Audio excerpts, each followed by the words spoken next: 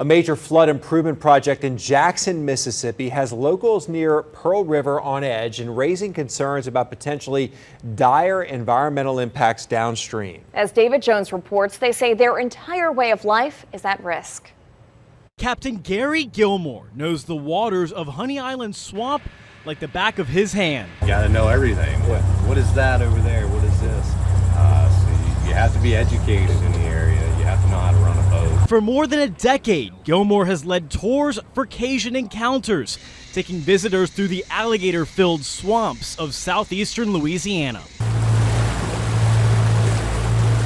Just being out here, being out of the city, you want your kids to see it. You want your kids to see it. We live here, we work here, you know, and there's a lot of people that make their money out of the swamps and off the river down here. But like other locals, Gilmore is worried. The captains around here, yeah, we talk about it a good bit. About this one lake up north and what impacts that might have down here. The One Lake Project is a massive proposal to solve flooding upriver in Jackson, Mississippi. If approved, the Army Corps of Engineers dredging and excavation project would create a 1,500-acre lake on the Pearl River, an outcome hailed by officials in Jackson. Just not sure what impacts we'll have this far down. But in Louisiana, it's caused fear. What would that do to you guys as captains? And you know, I mean, you're just one group of people who make a living on the water here, you know? Right, but you also have the trees, the bald cypress trees, our state trees. If you have the salt water come this far up, it's going to kill the trees.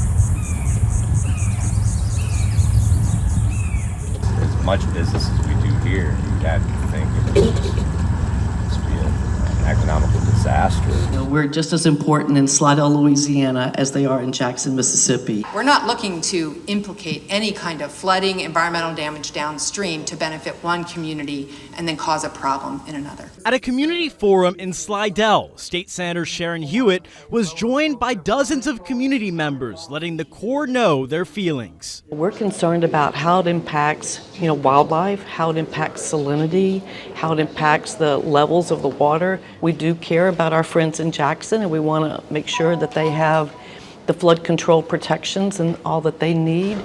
But we have to look at it as a whole system, and we have to work together. Hewitt created a task force back in 2018, made up of state agencies and local leaders. The group studied the area extensively, presenting its recommendations to the Corps. We put together a really great package of comments and concerns, and we want to make sure that the project area is not just defined by the river and the lake in the Jackson area, but it needs to also extend all the way to the Gulf of Mexico because we are affected. With a draft report expected in the fall, Gilmore says he hopes every day the Corps will choose another way. As far as us, if it shallows the water out much more than it is, we're done. We're not going to run a business out of here anymore. We have to move the business.